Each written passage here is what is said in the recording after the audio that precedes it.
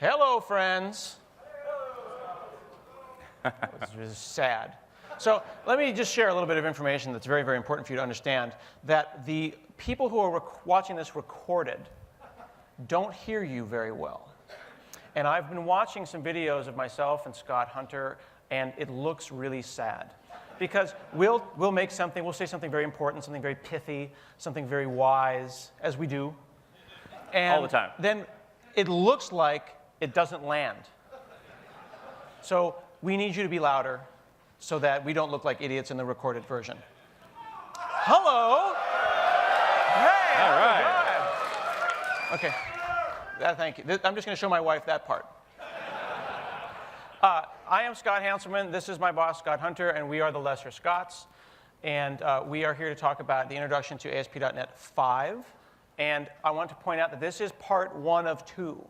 Part 2 is tomorrow morning at 9 with Damian Edwards, who's going to do a deep dive.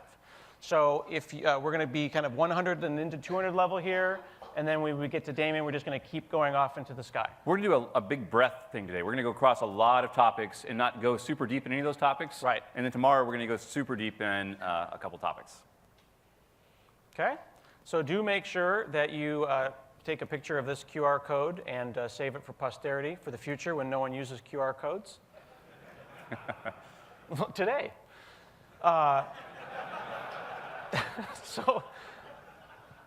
So this is all about ASP.NET 5, the modern web, and why we made this. Before we even get into ASP.NET 5, let's oh, you're going to go right to it, aren't you? let's talk about first off, one thing about ASP.NET 5. We just shipped VS 2015 RC yesterday for you guys. Hope you're enjoying that. ASP.NET 5 is not RC. It is, when you play with it, you'll see it says Beta 4. And that's because we are a little bit behind the VS schedule. And so we expect, I don't know when they're going to RTM, but I know we're going to RTM basically one update behind them. So whenever VS RTMs, we'll do an RTM about 2 or 3 months after that. That said, we know a lot of folks are building web apps today, and even if you're not using ASP.NET 5 and you're still using MVC5, Web API 2, Signal R3, Web Forms, there's a bunch of updates in VS 2015 RC that affect you guys as well. And we're just going to scroll through and show a couple of these. There's a blog post up on ASP.NET Web Dev blog. Yep. If you go there, you can read all these changes. There's some bugs in VS 2015 RC. Imagine that. There's workarounds for the bugs in this blog post as well. Biggest thing is we did Roslyn support. So even if you're using Web Forms or MVC5, Web API 2, you get all the new C#, all the new VB features. This is actually really cool. Here's a blurry screenshot. This is a Web Forms page, but line 7 there is using a new Roslyn C# language feature. So there are cool and interesting stuff happening in Web Forms. We've got async model binding. We've got async HTTP 2 all support. the stacks running on System Web, which are MVC5 Yeah. and such, they get I wrecked it. They get HTTP 2 support. Yeah. And we added async model binding for Web Forms. And so anybody building bits on the current bits, we just want to say there is love for those bits in this release. Don't forget that as well. And we do know that it's a little bit confusing, that it feels like the number 5 is a greater number than 4.6. But it is a parallel track. It's the difference between the full framework and the core framework. And we'll talk about those differences as we get into a little more detail. But I just want to make you guys understand that ASP.NET 4.6 kind of makes the world go round. There's a lot of really cool stuff happening on it. So this is happening in parallel. Right. OK, let's talk about ASP.NET 5. Scott and I don't want to do a lot of slides today. We have lots of demos, and we don't want to spend a lot of time on slides. But I do want to talk about some of the design tenets around ASP.NET 5. One of them is we want to be totally modular. When we built ASP.NET back in the day, the idea in there was let's throw the kitchen sink in here and have every feature turned on by default, because we were trying to bring web developers from our desktop developers into web, and we want to make that as simple as possible. Now we've moved forward to the future, and now we want to make web apps as fast as friggin' possible. And so now you can turn on or off as much of ASP.NET as you want, and we'll show a little bit of that in the demos. Another thing is Scott and I work for the cloud in Microsoft, and we want to make it even easier for you to take an ASP.NET application and publish it to Azure and have it work when you use features like scale up and scale down and stuff like that. And so there's some fundamental changes in the framework that deal with this. Faster development cycle. On my machine, building an MVC5 app or a web forms app, making a code change and recompiling and stuff is like an 8-second cycle. We've got that down to 2 seconds right now on ASP.NET 5, and we think we maybe can get even another second out of that in the future. I'm going to warn everybody, my laptop has had every version of Visual Studio on it for like the last 6 months. Mine is not fast, even with ASP.NET 5. Well, it's a couple generations old. But if you download the RC, you should see the 2-second thing that we're talking about. Right. We're cross-platform. So ASP.NET 5, you can build an ASP.NET 5 application. You can run it on Windows, Mac, and Linux. Because of that, that's why you see this choose your editors and tools above. So one of the things we're going to show today a little bit of, and they're going to show a lot more on Friday, is pretty much anything that you can do in Visual Studio, we now have a way to do on command line. And that's because if you're on a Mac or Linux machine, there is no Visual Studio. We have Visual Studio Code, which we just announced yesterday. Right. But it's an editor. And this has caused a lot of, I would say confusion, but consternation, where people will say, hey, I like Visual Studio Code. When are you going to build this fancy new Visual Studio feature into Visual Studio Code? You're missing the point if you ask those kind of questions. There's not going to be any visual designers in Visual Studio Code. If you want to know how to do this thing in Visual Studio Code, you do it at the command line, because that's who that's for. But if you are an IDE person, you're going to want to do it in the IDE. And the features that we're going to show you, we're going to spend some time in text files, doing things at the command line. For all of those things, there is also a gesture, a UI gesture within Visual Studio. So he might prefer to go to the command line and type, restore whatever. Someone else might prefer to right-click on something in Solution Explorer and do the same gesture, but the essence is the same. So we're going to show you the UI layer and then what's underneath. And the nice thing, of course, is that there's no black boxes anymore. Right. We're not going to take the visual out of Visual Studio. Ooh, that should be a T-shirt, actually. That's pretty. I would hate to call it Text Studio. It's not quite as cool. Command Line Studio. Command Line Studio. The other thing is we want ASP.NET to be fast as it possibly can be. And so there's a lot of work that's been done in ASP.NET 5 to make it super fast and scale a lot more than it does today. So for example, an ASP.NET 5 application uses 90% less memory than an existing ASP.NET application today. And that's because we stripped a bunch of stuff out and reworked a bunch of stuff to the point that we are comparable or better than Node.js in many, many situations now. So that's kind of the core tenets on ASP.NET 5. OK. And then I think this is actually our final slide. Isn't that nice? We are 5 minutes in, and we are on our last slide. It is a developer conference, after all. There's actually a person from a popular news site who was complaining about all the code that was being showed in the keynote.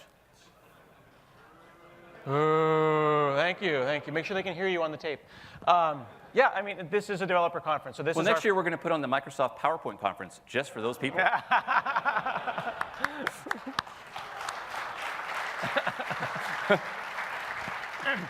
Yes. So these circled parts in yellow are the parts of ASP.NET and .NET that are open source, and there are more than there are not. All of the jitter, all of the compilers, all the core libraries, the .NET Core framework itself, ASP.NET 5, parts 4 and 5, MVC, SignalR, all open source. You notice the pieces that aren't are some of the historical pieces, the pieces shipped with Windows, the pieces for which there are no good reasons for them to yet be open source. Even some of the ones that are not circled, the source code is available, like .NET 4.6. Well, for all of this, basically, you can get the source. It's source opened. Right. Reference source. And some of the reason there is we did open the source code and put a lot of the source code for .NET 4.6 up in GitHub. The challenge is we can't really take a contribution because if you change anything in that framework, something breaks somewhere. Yeah. And you guys all in the room have probably got a 4.5.1 or a 4.5.2 and beat your head against the wall when something didn't work, and that's why we don't take changes on that thing. And that's actually a really great point for why we've architected this the way it is that you want to be able to take application A and put it on a machine in IT, and then someone else, another department, makes app B, and you don't want to have, well, we don't have .NET 4.5.2 on that machine. We have 4.5.1, and we're afraid to take this. That goes away. App B and App A can live together with their own private builds of the .NET framework, private builds of whatever they like. So let's switch over, and that's the last slide. Also, a pretty exciting announcement here. This is a new site we have called ASP.NET. It's docs.ASP.NET. Oh, he's got a fancier URL. Does this mouse stop working? I turned it off. How do I use, you gotta use the little You have nubby? you have to use the stick, man. Oh, man. Only managers use the nubbin on this thing. That trackpad is terrible. This is docs.asp.net, and this is powered by Read the Docs, which is a Sphinx-based markdown style, restructured text, continuous integration for docs. So our docs are on GitHub. Isn't that cool? Check this out. Say, oh, your first application on a Mac. Blah, blah, blah, blah, blah, blah, blah. Lovely docs, and then at the bottom, fork these docs, right? But check this out. Click on the version of the docs. Oh, I want a PDF, or I want an EPUB, or I want to read that on my Kindle. Click on PDF, and now you're bringing down the docs, and when the changes get made in GitHub, that automatically flows through. So we're giving that a try. Yeah, once we fill this totally out, we actually plan to publish those ebooks ourselves on some of the stores. Yeah, So, and we're going to profit. yeah. See, check it out. Isn't that nice? All right, bunch of blank pages. I'm just kidding. No, it's there. That page was intentionally left blank. All books start with at I least don't 2 know blank why. pages. I don't know why. Kill trees. It's big tree lobby. As we were saying earlier, ASP.NET 5 is modular. And so this is what the minimal ASP.NET application looks like today. So this is Hello World. This is Hello World. And this looks like very similar to something that you would see in something like Node.js. Now this isn't file new project default app. This is empty. This is file new project, empty application. Okay, so this is a difference between the one where you get Bootstrap and all the CSS. This is raw. Now, the difference between doing this and opening up web forms and going into default.aspx and typing response.writeLine, hello world, is what, sir? I didn't hear a word you said. I know you didn't, because you never listened to me. Of course not. The difference between this here and going into default ASPX and saying response.write hello world. Oh yeah, and if you're doing default.as, in ASPX or MVC or any of those kinds of things, there's a whole pile of modules that are going to run inside of IS. Right, layers between you and hello world. Layers for good reason, though. And this is the important thing. When you hear that something is improved in performance by 200%, that doesn't mean that it sucked 200% before, and we just found something. We were literally trying to understand the difference between how do you build a minivan, which is extremely useful for carrying kids and groceries around, and how do you build a motorcycle, but use the same core concepts. We wanted to make ASP.NET 5 be both of those things. So you can opt into anything that you want here, and this is when you see some of these synthetic benchmarks against ASP.NET, and they're comparing, we're running modules, we're running routing, we're running error pages, we're running all that technology to go spit out hello world. Guess what? We're going to be slower. Right. You can't benchmark Node and web forms if Node, all they do is a handler that says hello world. And just to kind of prove this is a handler, by the way, that says hello world. This would be what you would compare. But even that, this is less than a handler. Handler is still going to have all that other stuff happen. So you have basically nothing, right? I have nothing. So this would give me a yellow screen of death, right? So normally you would get a nice error page from ASP.NET if you ran this, and you're going to get a much lower level error page when I run this. Okay. It's better be yellow. It's white. And so you get basically a stack dump, and who did that come from? That came from our web host. Okay, from the host of the application. Our host. This is the thing that holds the whole thing together. It boots the stack up, said, hey, the app blew up in my face, and here's what I put out. Now, what's interesting, if you actually want a nice error page to show how modular we are, let me jump in down here and add an error page. And now, while he's doing that, he could go to references and add reference or add NuGet. But those references are there on the left-hand side. So that's an example of there's the UI gesture and the text gesture. Use what makes you happy. The result is the same. Notice that when he typed that diagnostics, it appeared on the right-hand side. If he had done that with the UI gesture, it would have appeared in the text file. Make sense? So now I've got an app that says use error page. So I basically enabled an error page. So now if I run the app again, we do not ship with an error page. Now we get a hang on. And you've got a bunch of stuff in here. Headers. That doesn't do anything. This is an empty app. Oh, it's an empty app. There's not it doesn't have anything. There's not much in this app. But those will light up as we start filling it up with stuff. Right. But this is Can I change that? You can now change and replace this. You can write your own error page, which you never could have done before because there's no way to recompile system web and replace the error page. So it's a pipeline. Pipeline. Nice. Another fun thing to show here as well is, and I'll let you describe this folder. We have a new folder called www.root. Yeah, now this is a really interesting one. When MVC came out, people who were web forms people got freaked out because you'd go and hit /home/index, and they'd go looking for that on disk. And this was actually a weakness of web forms developers about 10, 15 years ago, because what would happen is we'd go to other frameworks and we'd go looking for stuff, because we thought that there was a direct relationship between the URL and the disk. Okay? Move forward into the new world where you've got JavaScript libraries that you bring in that need to be squished, and CSS that needs to be minified. There is now a difference between the code that you look at and the resulting build of your application. So www.root is now a folder, a place that lives under your app. That's where static stuff is served out of. So if you want to serve foo.html, you don't drop it in the root of your project. You drop it in www.root. The value that that provides is that I can add a bunch of JavaScript libraries. That doesn't automatically make them accessible to my application. They get accessible to my app when I copy them into www.root, which means I can have the unminified versions out, and I can be looking at them, and then I can go and post-process them and drop them in there. So what have you done, sir? So what we're going to do now is I added, if we go back to Visual Studio, I added a hello.html file to my application. So you have hello.html. So he put that inside www.root. Okay? So then, does it get served when you ask for it? And then what I'm going to do is I'm going to ask for that. Okay.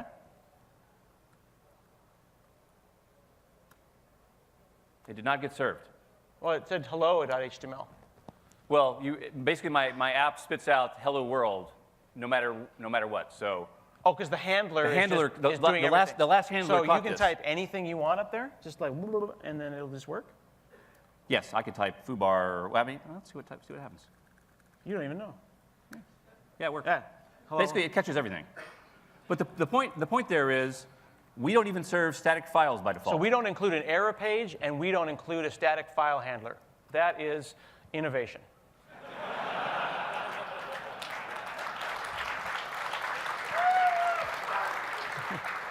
Now, the point here is that it's a cafeteria plan. You get exactly what you want, no more than you ask for. So in this this case, puts you in absolute control. I just added static files back. And I'll come over here, and I'll just now say app. Now, if you don't mind, pause there for a second, please. I just want to point this out, because this whole use thing is confusing. You see those arrows that are pointing down? Those are extension methods. When he added that static file thing in, there is now a use static files. It's not that you have to memorize a whole bunch of use this and use that kind of stuff. As you add new packages, as you go and, let's say someone makes the open source way better version of the yellow screen of death. He'll just swap out his version, swap that one in, and then he'll use their extension method. And that adds it into the pipeline. That's how that appeared there. So can we serve HTML with this new fangled? There you go. Hello from the build conference. It's even better when it's big font. So that's just showing you, we are now modular. You can turn on or off all of our features as much as you want. So now let's go and create another app. Like an actual default app. A real app. Yeah. And this is also an interesting point. While he makes this new app, there's a difference between a web forms app that has session and cookie management and all those kinds of things, and an MVC app that has multiple layers, and a very low-level, tiny, maybe an IoT scenario where you've got ASP.NET serving JSON, and you're doing that directly, or something in between with Web API. We want you to be able to do those little scenarios and the big scenarios, and because you can pick the pieces that you want, you're going to get the perf. And you're never going to be asking yourself a question like, well, what's in between me and the wire? You see what I'm saying? Abstraction layers can get you in trouble when you add too many layers of abstraction. And we hid a lot of stuff in web forms. And that's OK, because it's a powerful framework for putting together composable apps. But we hid them because dragging a button onto a design surface and making it button click was an important scenario. It's an important scenario. But now we're in a new world. Right. One of the key tenets of the new world, because we now don't require Visual Studio to run, is we do all of our compilation inside of ASP.NET. ASP.NET knows how to compile itself. And so in this scenario, I'm going to modify this. You know, I've got the page up here, your application description page. Okay. And we'll say hello build. Now, just to be clear, this is not in a view. You're in C# code. I'm in C# code. Okay. And you haven't typed Control-Shift-V. I have not saved anything at all. Don't trick them. And on your machine, this will take 2 seconds. On my machine, it'll take like 6 seconds. And that's because of you. Oh, that I've wasn't got too bad. too much junk on my machine. Okay. But, so but the point here compiles. is we're now building live. And what's cool about this is we're using Roslyn to do this. And one of the perf improvements we have is when we compile now, we no longer save to disk. Well, because when you make a change, you save some C# to disk, then you load it back up into the compiler, then the compiler saves the DLL back to disk, and then you pick the DLL up, and then you run the DLL, right? That's just how the circle of life works when you compile. In this world, you save the text file to disk, you read it up, and you compile it in memory, and the assembly always stays in memory. It sits there. Nothing ever got emitted to disk. That said, we know that when people publish their applications, they want to be able to pre-compile them and put them up as well. Right. We have the capabilities to do that. Right. Is So there you even a can bin folder here? Is there a bin folder? I don't know how to use the nubbin here.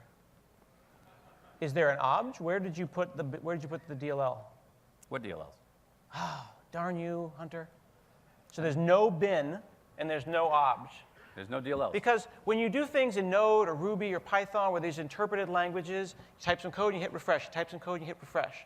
But there's value and there's power in the CLR and in C# and VB, so you want to have those kinds of statically typed languages. How do you get the feeling of a dynamic language and that edit, just refresh, refresh, refresh, but also the speed and the power of .NET? You do that with Roslyn. Right.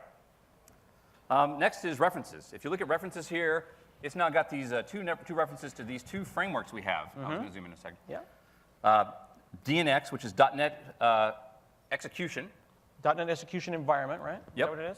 And we have one for 4.51, and we have which will run on 4.5, 4.52, 4.6. Ah, so you are actually compiling this for two different frameworks right now. Correct. Okay, this is kind of like with universal apps, you compile for this, you compile for that. You're compiling simultaneously for .NET Full Framework. And .NET Core. And .NET Core. Right. And now packages show up in references. 5 years after creating NuGet packages, they're now first class. This is a really important point. ASP.NET 5 works on both frameworks. It's not two different versions of ASP.NET. Okay, it runs on the full framework, it runs on the core framework. You then target them both, and then if you use something that's in the core CLR, it will warn you. And then you can decide if you want to if-def around that. But if you look at like Energy Framework, so you're actually getting a graph, a dependency graph here. Ah, look, that one's a NuGet package, and that one must be local. Yes. Or part of system. Or part, okay, so in the GAC somewhere. That means it's actually part of the framework. I like that the version numbers show too. That's cool. So that's a new concept. Okay. You understand that? Now, hang on, actually, if you would mind, go to project.json for me, actually. That's where we're going next. Yeah, let's look at frameworks real quick. You want to talk about project.json and how that replaces CS Proj in a lot of ways? So with CS Proj, right, which is the C# project file, you would have these includes. And you'd say, well, I'm going to add foo.cs, and then you'd go into CS Proj, and you'd add the foo.cs. In large teams, there'd be a constant merge issue as people add and remove stuff. So we're switching to a format where if it's in the folder, it's in the project. Okay? If you don't want it there, we've inverted it. So now you would exclude that out of the project. Okay? And so we're showing all the packages that we require for this application to run right here. And this is a declaration in the project.json of what we want. And then what's in the references is what we got? Right. And we plan to actually replace packages.config across other projects with a project.json in the future as well. So that's coming. Something else that we have here is we have commands. Yeah, this took me a while to get my head around. Because this is a very generic and open way to do things. But initially, I thought it was just a way to start the web server. But you see, it's got commands, and then you got name, value, name, value. The name can be anything you want. It doesn't have to be 3 letters. He, in that case, said web and said EF. And then the string on the other side there is actually a type name.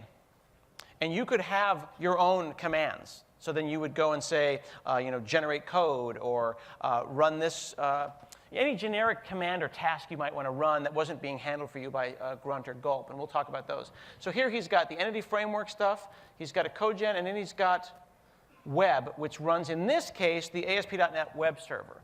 But when we look at this on another platform, we might use a different web server, and we would type DNX foo, where foo was some custom thing. Right, it's a very extensible way to do commands. So if I want to run that command, I run the .NET executor, and I give it a dot for the current directory, and I tell it the name of the command that I want to run. So I want to run web, at which point I'm going to launch the web browser or web server. Okay, so just to be clear, because the fonts are kind of small there, what you've done is you're in the same folder, in the root folder there, where the project.json lives, correct? Yes. Project.json location. You can see it right up here. Did you have to put the dot there? Yeah. You either put a path to where your project is, or you put a dot. Could be anywhere. Yeah. Okay. And then web. The command you want to run. The command you want to run, in this case, where web. Then web, so if I look in the task explorer, the task manager, I'll see DNX being there, living as the component container. And then it will have instantiated ASP.NET hosting, fired up the web listener, and it'll be doing that. Now, if I copied this exact project file over to a Mac and said DNX web, it would fail. Right. Why? You need to put a new line in there. Well, if you notice this says Microsoft.ASP.NET-Server.WebListener. Web listener, or HTTP sys. Web listener is basically a DLL that we wrote that talks to HTTP sys. And HTTP sys doesn't exist on the Mac. And so we have another one of these that we've written called Kestrel. And it's the one that we run on a Mac. And it will do the same operation using libuv on a Mac. libuv is what the underlying stack that makes the Node web server work. So, And then, actually, frameworks, sir. yeah, let's talk about frameworks real quick. So the bottom of that, the parallel I wanted to draw was, you see it says DNX 451 and DNX Core 50, and you see on the right-hand side it says references. Can you delete the DNX 451 line there? You looking for snacks? What are you Memory doing stick. in there? What's wrong with you? Some kind of diabetic or something. You started looking for snacks. Look how it disappeared, you see?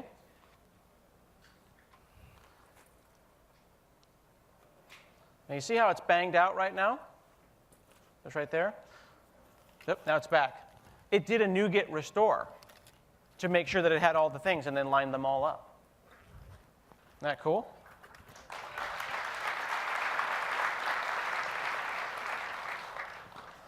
All right. So let's talk about Bower.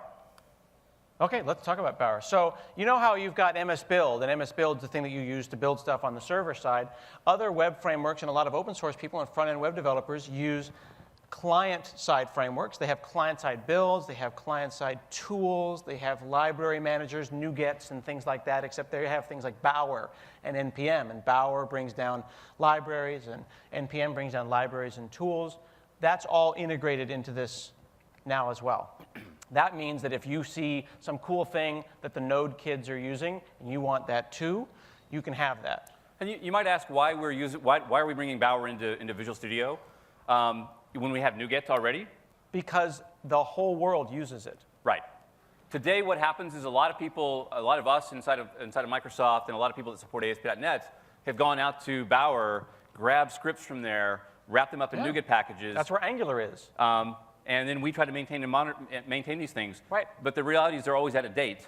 And so we said, why keep being out of date? Let's just go to the source. So true story, who do you think handles the Angular packages in NuGet for the Angular JavaScript library? Me and John Papa. And why doesn't John Papa do it? Because he got sick of it. And he called me and he said, would you do it? And then I got sick of it and I asked another guy. And it's stupid because we're always behind because it happens 3 hours after the next version of Angular comes out, somebody emails me. Why you not have Angular on NuGet? How are we doing on time? 30 minutes. So just like we showed in the project.json, you can see here we get full IntelliSense. So we're not in the project.json anymore. We're in the Bower. And I've selected AngularJS. And then it's saying what version do I want. I can select the latest version. Okay. I can press save. Now that does not bring Angular into my project. It makes it available to my project, but remember that www root. It's got to get over there. Someone has to put it there. It doesn't just drop it into the root of my system. You know how in NuGet, one of the first things people wanted was the ability to control where the JavaScripts go. Now you get that. So yeah, we stick this in a special folder, and then we have another file, which is a gulp file, to zoom out. which will copy this to your www folder. Right. So we've got Grunt and Gulp, which are client-side MS builds. They're build systems or task managers. Gulp is the one that's hot right now. And then you would, in your Gulp task, change it so that it copied that Angular into www root or whatever you wanted it to be, because everyone puts their script somewhere else. So it is a two-step process. We'll try to make that as easy as we can. So the Gulp stuff is interesting as well. So we have a new feature in Visual Studio called the Task Runner Explorer. TRE is what we kind of call it inside the team. And the idea here was historically when we've done things like we want to do something that goes and lints your JavaScript. That means it's going to go look for common JavaScript errors, or it looks at your CSS and looks at common CSS errors. We've taken the open source things that are out there, or we've written our own to replace those and kind of tooled them into Visual Studio. Right. So if you want to run JSLint as part of your build, what you've got here is a binding between events that happen in Visual Studio and events that exist, or tasks that exist in your gulp file. So if you want to minify your CSS before your build, then you put that in your gulp file and you add it to before build. Right. And so we're no longer trying to keep up with these open source libraries. We're just building them in. You don't have to see any of this stuff. This stuff will all be transparent to most developers. You just build and run your application as usual, and this stuff is going to be running behind the scenes. You might say that's a lot of concepts to learn, but when you go file a new project, it's going to do the right thing by default. It'll have a good, nice gulp file that you can just use. You don't have to think about it. So one final thing I want to show in this application right now is I want to go to Properties. And inside of my Properties, you'll notice I have this option where I can say I want to use a DNX. Let's zoom in on that. And let's zoom in here. So which version of this execution environment do you want to use? Are we going to do this in the full framework? Are we going to do this in .NET Core? Are we going to pin it to a specific version? Remember we said before about how you've got a machine that's got .NET whatever on it and application A. I want to put application B on, and we cannot risk those applications breaking each other. They have to be in their own universe. So we're going to select Core here. OK. And so now what I've basically told it, when I build, I want to go build this thing for the Core framework, which is the one that lets us have that full side-by-side. Just build and make sure we're still healthy. OK. OK. And now let's do a publish. Oh, and funny story, when he actually is pressing build there, it doesn't actually do anything. It just does like spell check. It does enough to load. It does enough to load all the errors in your error window. Yeah. So Nothing got built. Something. There's no DLL that got made. He has to go and pack that up and bundle it, and then that is when the actual DLLs happen. So he's going to go and do a publish to a file system, and he's going to publish this onto a USB key. I'm going to start and just publish it to like a folder on my. Oh, you can do that first? OK. So we'll just do C back, maybe foo. C colon. Yeah. I think they added that. We'll put it in foo. Foo. Because you need lots of foo. That's good. All right. And so what this will do is this is actually, while you're doing that, let's go look at it happen. It's more fun to see it happen. OK, so an app root appeared. Some stuff's going by. Oh, look at that. Where do you think those three things came from, y'all? Those are the commands from project.json. So can you acquire a laptop? What kind of laptop is that? Are you is it a Mac? Oh, is it one of the ones you got for free? That is so nice. Thank you for giving me your laptop. Can I have your laptop? Like, open it up, seriously. What kind of VGA thing that the kids using these days? Has it got DV port, MSDN, full-size HDMI? OK, cool. Is there anything here I shouldn't see? Not anymore. Not anymore. Clear my browser history before you put that on stage, Mr. Hanselman. So he's copying this onto his USB key here, OK? So he's publishing to this location. And then what I'm going to do, here, hold that. And this looks important. Is that important? What is that? Oh, that's not. What is that? That's a network. That's a network. You want HDMI or do you want DVI? I want tiny DVI. You want this? Well, you're copying, though. You'll never know when it's done. All right. I can't see the screen. Can't see the screen. What does this do? Oh, I broke that. I'm going to read his mail now. Slow stick. It's a slow stick. Who brings a slow memory stick to a developer conference? One of the tenets we talked about earlier was. Hang on. It says about 90. No, it's about 2 hours. No, it's about. No, it's about 2 hours 45, again. Seriously, dude. It's like one file. Because the best part about Windows 8 is that dialogue. You know what I'm saying? And it's just like, yeah, disappointment. Too bad they can't see the disappointment. One of the points we want to show about here is, in this case, we actually compiled that ASP.NET application against .NET Core. It's only like 5 megs. And because .NET Core is on this, This means the application can run on any machine without affecting that machine at all. This application doesn't touch System32, it doesn't touch registry, it doesn't touch anything on the machine at all. Did you install anything on this, Visual Studio like? Visual Studio Code, but not any, you don't have any of the new bits? You haven't done anything yet? Okay. All right, there's pretty much nothing on here. Apparently Britney Spears fell down. I'm just going to read about that real quick. Hang on. I heard she has an iOS game or something now, too. Yeah. So I'm going to just run that web command out of the folder here. And you didn't set the console logger to info, so we're actually not. You forgot to turn the console logger on. Well, it's a bug. It's your bug. You're the one who didn't do it. I didn't write the template. Oh. I'm the boss. You are the boss. That's true. Pardon me. 5,000? Yeah, 5,001? should be 5,000. 5,000.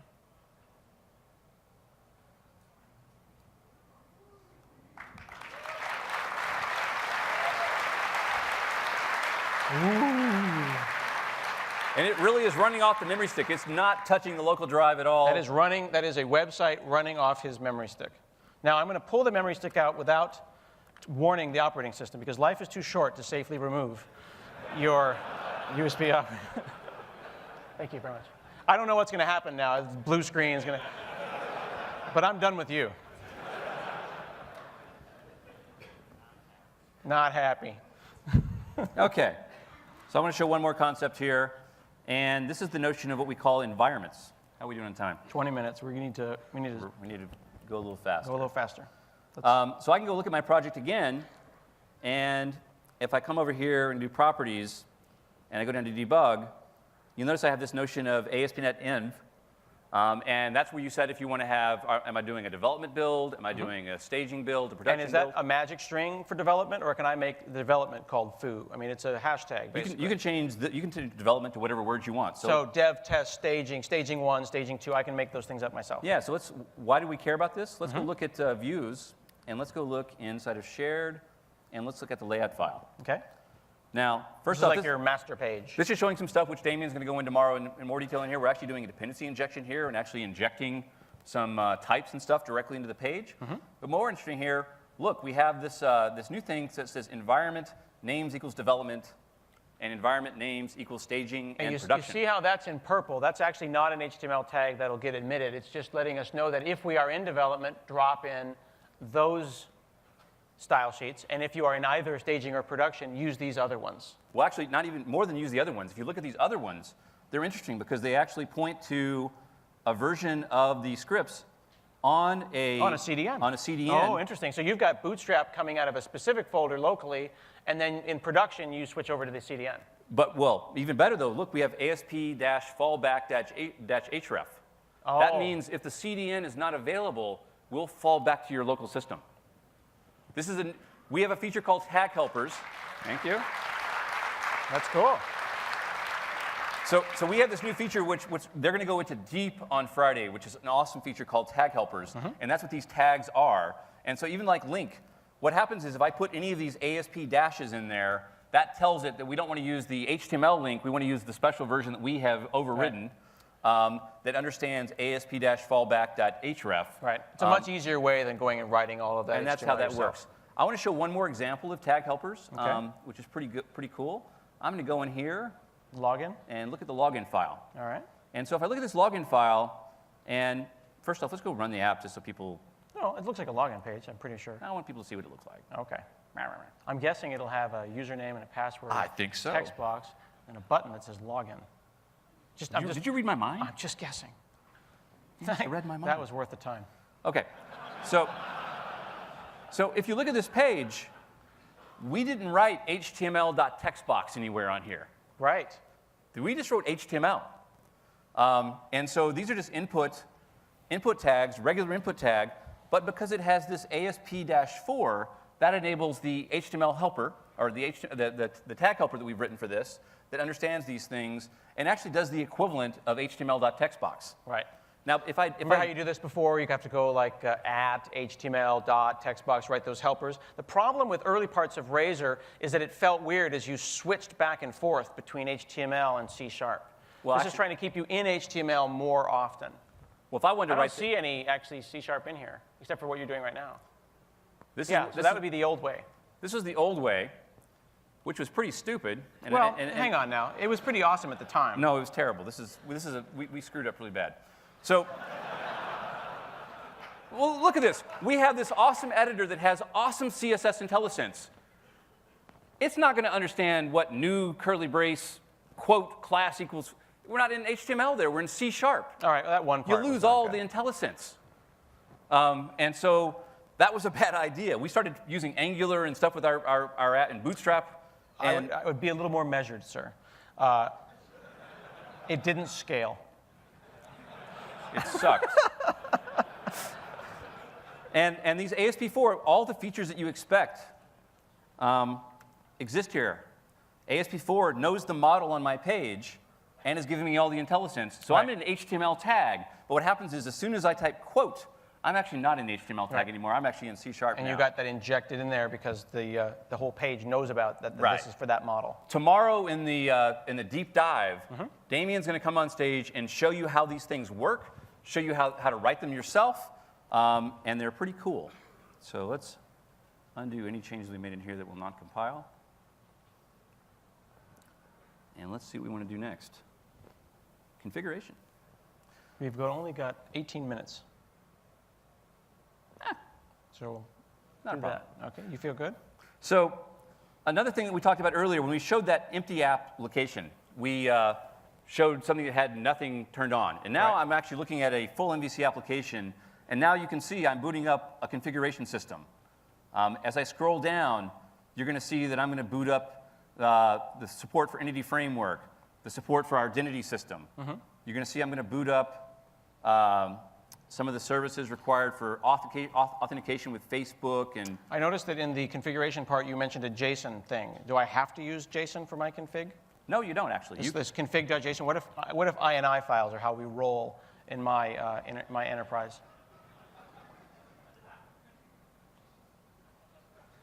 Ooh. Just for Hanselman, he asked for this. He's been begging us for 5 years. He goes, the one feature ASP.NET needs to succeed is any files. Don't disrespect the ini, man. Seriously, though, the point there is that before doing things like in-app settings, it's angle brackets, and it's adding more and more stuff into your web config, this is an extensible configuration system that allows you to pull config from wherever you have it, wherever makes you happy, wherever your company likes to Well, put it also is, configuration. we also do it in multiple layers. So you might notice here that I first add a JSON file. Right. Then I come down here and say, Well, you had another JSON file, too. I add another JSON file. That's based on if you want to have a development version of your script. The idea is get rid of all those transforms. You're actually chaining them. So there'd be config.json, then there'd be config.environment.json, and then one would override the Each other. one can override the other one. And you'll notice at the very bottom here, we have configure environment variables. And we have this because we think if you're going to host something in the cloud, you shouldn't have the config file at all. Your production settings should be handled by your IT department, controlled in the cloud, not by the developer. And if you've ever done anything with Azure websites, like me, you've accidentally checked in a password or a connection string or something like that into a web config, and then it's like, how do you tell Git that you didn't really mean it? And then tell GitHub that you didn't really mean it. I guess we're all changing our passwords. With this, you can have the configuration locally. You can have it then in environment variables. So you see how he's got configuration, and then he's got another configuration that's environment specific, and then can override those with environment variables, which are set outside of your code.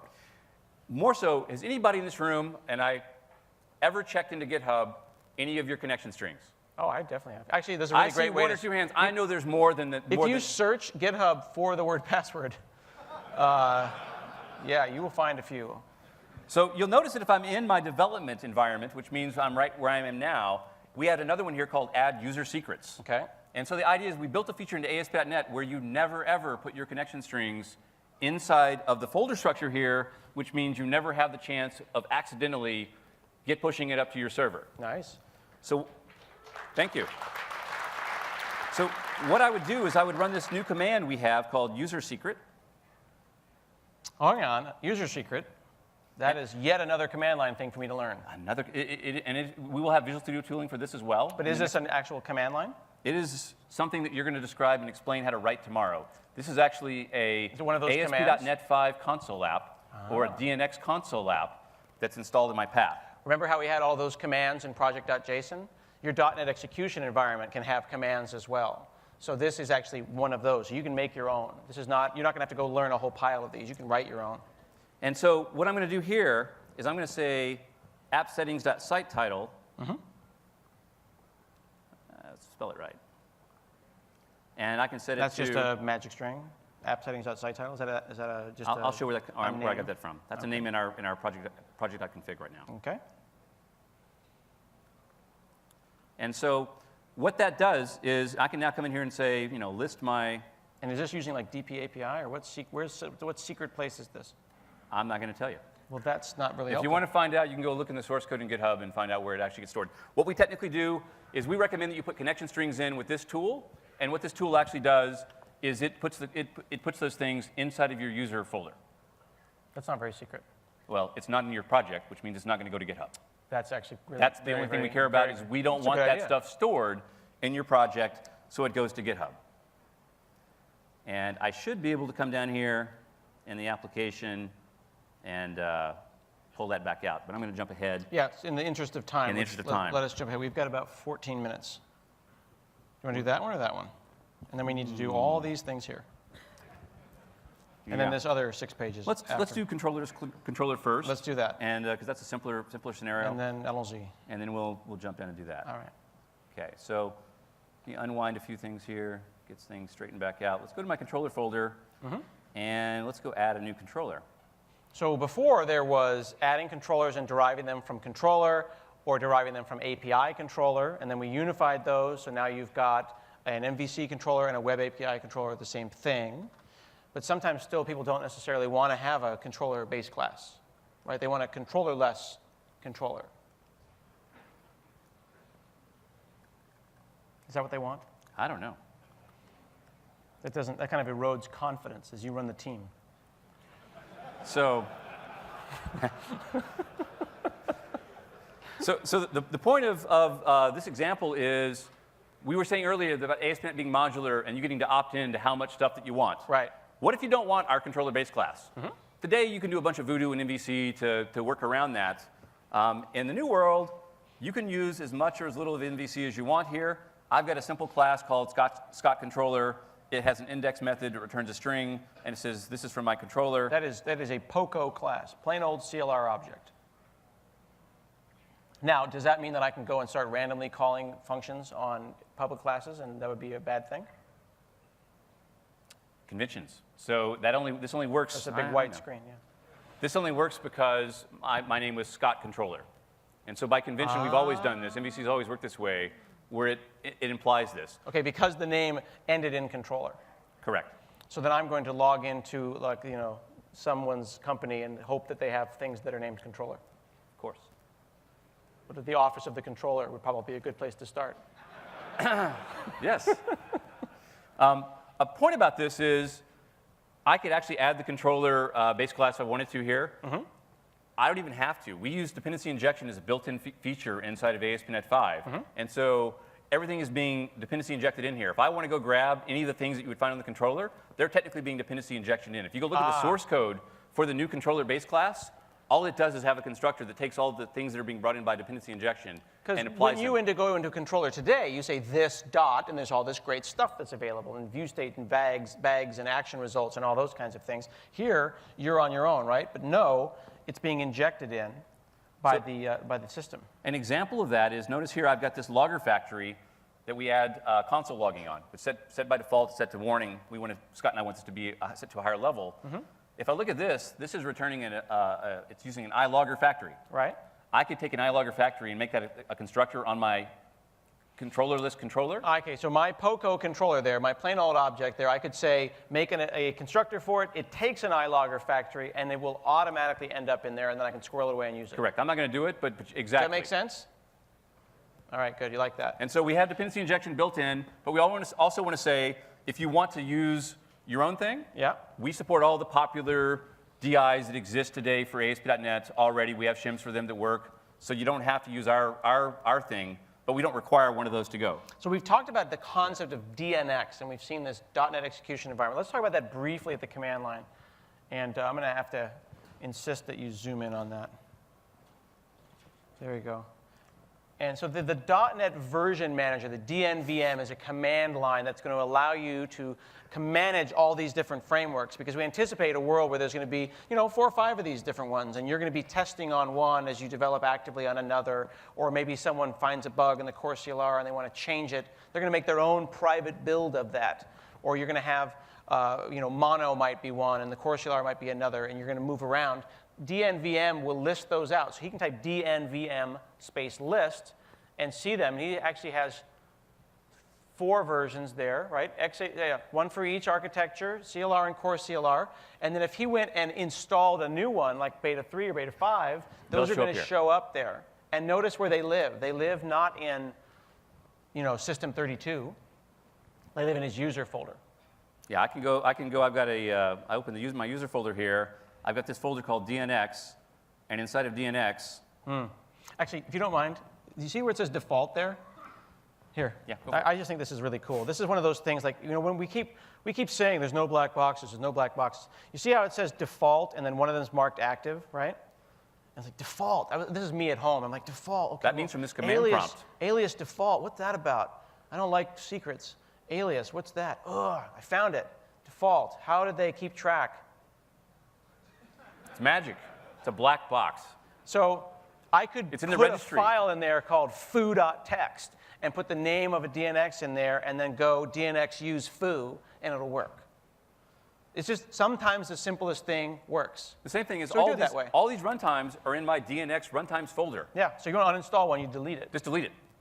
Does that make sense? These don't affect your machine. These are all just in their own folders by themselves, full control. So let's swap You do that, and I'll come over here and push what I think is that button. It's flashing, it's thinking, and now it's here. Okay. Okay, so I'm on a Mac now. You have 8 minutes. Fun, fun, fun. And I'm going to type yo ASP NET. And while I do this, why don't you explain what yo is and what this is doing? So there's no file new project on a Mac. There's no Visual Studio on a Mac. But there's a thing called Yeoman. And Yeoman is a templating generator. It's file new project for front-end web developers. Node folks do this, and they'll make their own generators. So there's one called ASP NET generator that you can install once you've got Yeoman. And when you just type yo ASP NET, you got a series of generator choices. You can pick from the Nancy ASP.NET open source framework, or from an empty app, or an MVC app. And then he types, did you type DNU there? No, what I did here is I went into the folder. How'd you do the restore? Showed the folder looks just like it is now, and I'm going to say. You just did a restore, though. How'd you do DNU restore. So DNU.NET utility, he basically did a NuGet restore. That's what this is. Okay, and that's going out, and then in that he says NuGet restore. It restores not just basically everything that it needs: the npm, the bower, the NuGet, and now he's in Visual Studio Code. And we'll go into the web application folder here. That's still going. Yep. That's okay. I'm just going to show the source code here. Oh, okay. And you see this little fire here in the corner, in the lower left corner, where it says one project. Click on that. That found the project.json. That little fire represents OmniSharp, which is an open source project that knows about these things. And if you go to omnisharp.net, you can get IntelliSense on Mac and Linux for Emacs, Vim, brackets, Atom, whatever makes you happy. It comes with Visual Studio Code. There's been a few people that have asked questions about Visual Studio Code and IntelliSense with C# and stuff like that. And we want to point out that right now, for Visual Studio Code, the IntelliSense for C# is for ASP.NET projects, or DNX projects, and DNX console projects. Are you on the network? That's probably why that's not working. See how it's spinning in NPM? I see that. Did we unplug the network? Did we unplug the network? This was important? No, that's... Oh. Don't worry about it. I will fix it while you play with this toy. Why don't you play with that toy? You sure? Yeah. It was kind of the finale. Let's swap back. All right.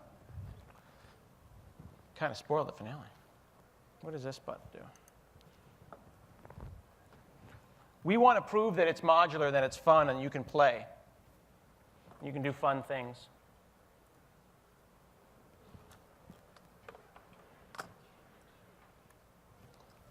So in here, in samples, in hello, what's it?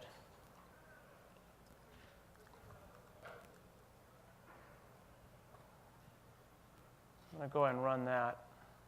Bring up this web browser. So one of the cool things about what we're doing with ASP.NET being open source and with .NET Core being open source is now people can do all kinds of crazy stuff with our platforms.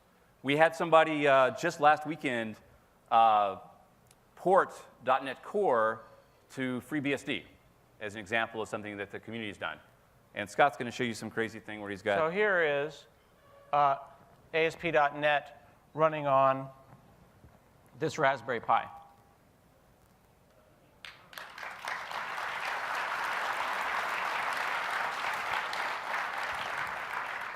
Now, this is not a declaration of support for ASP.NET and the Raspberry Pi. This is a declaration of, this is a really cool, hackable, lightweight framework that we can start porting to all sorts of interesting stuff. In this case here, on the Raspberry Pi, since it's an ARM device, I'm using Mono. You'll continue to be able to plug these things in any way that you want. If I get a build of the Core CLR that runs in the Raspberry Pi, maybe I could swap it out. And with that .NET version manager, you can see how I might potentially do something like that. So in my mind, I'm imagining the power that I can be on a Raspberry Pi returning JSON. So I'm imagining like IoT scenarios where I'm going to return the JSON of like the moisture content of one of my wife's plants, right? And then I can scale my application all the way up into Azure, and it's, from 64K to 64 terabytes or whatever. That's what I think is exciting about a modular ASP.NET. It's this is just a hello world, but I could certainly spin through JSON, talk to devices, do GPIO or whatever. I don't know which builds work and which builds don't. I just know that this build worked. So it is definitely in a hacker phase when you're doing crazy stuff like what I'm trying to accomplish here.